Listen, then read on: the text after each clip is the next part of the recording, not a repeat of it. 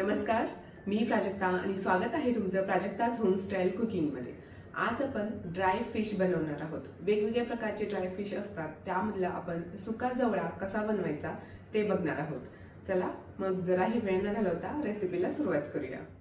इथे मी पाऊण वाटी सुका जवळा घेतलेला आहे, स्वच्छ करून घेतलेला आहे।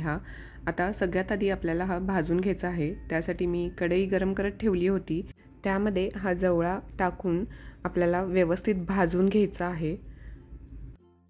तर इथे हा जवळा भाजून झालेला आहे, तर याला आपण एका पातेल्यामध्ये काढून घेऊया। थोडंसं मोठं पातेलं घेतलेलं आहे, कारण यामध्ये आपल्याला पाणी घालून घ्यायचं आहे, जास्त पाणी घालून घ्यायचं आणि हा 15 मिनिटासच भिजत ठेवायचा आहे। त्यामुळे यामध्ये जर खर असेल तर ती अशी तळाशी जाते। 15 मिनिट झालेले आहेत। आता हा जवळा व्यवस्थित धुवून घेते मी, 2 ते 3 वेळा धुवून घ्यायचा आहे याला। तर इथे हा जवळा स्वच्छ धुवून घेतलेला आहे। आता आपण पुढची तयारी करूया। तर कढईत थोडंसं तेल घालून घ्यायचं आहे। तेल गरम झालं की त्यामध्ये एक मोठा कांदा मी बारीक चिरून घेतलेला आहे, 2 ते 3 हिरव्या मिरच्या घेतलेल्या आहेत, ते आता आपण तेलामध्ये घालून घेऊया।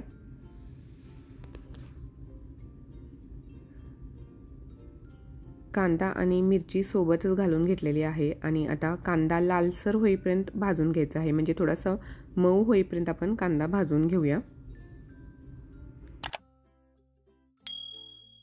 कांदा व्यवस्थित भाजलेला आहे। आता यामध्ये आपण टोमॅटो घालून घेऊया। तर इथे मी एक छोटा टोमॅटो बारीक चिरून घेतलेला आहे, ते घालून घेतलेला आहे आणि 1 चमचा आलं लसूण पेस्ट घालून घ्यायची आहे आणि टोमॅटो मऊ होईपर्यंत आपल्याला हे व्यवस्थित भाजून घ्यायचं आहे।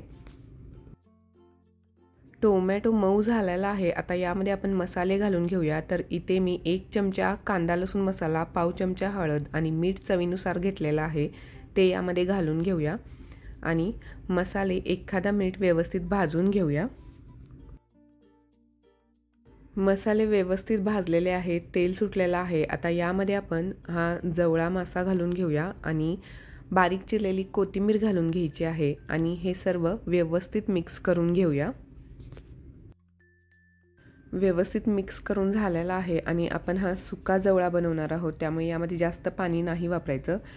2 ते 3 चमचे पाणी घालून घ्यायचं आहे यामध्ये फक्त आणि याला मिक्स करून घेऊया आणि झाकून शिजवून घ्यायचं आहे याला। तुम्हाला जर ग्रेव्ही हवी असेल, थोडंसं पातळ फिश करायची असेल तर यामध्ये तुम्ही जास्त पाणी वापरू शकता, पण मी सुका जवळा बनवत आहे त्यामुळे मी थोडंसंच पाणी वापरलेलं आहे। आता यावरती आपण झाकण ठेवून याला बारीक गॅसवर 5 ते 7 मिनिट शिजवून घ्यायचं आहे।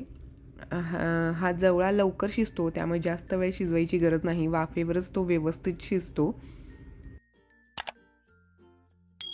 बघा, एकदम मस्त सुका जवळा झालेला आहे, व्यवस्थित शिजलेला आहे। हा बघू शकता, एकदम छान दिसत आहे आणि हा तांदळाच्या भाकरीसोबत किंवा ज्वारीच्या भाकरीसोबत खायला एकदम छान लागतो।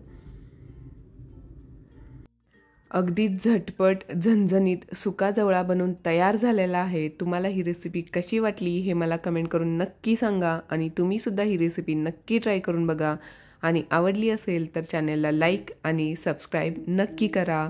धन्यवाद।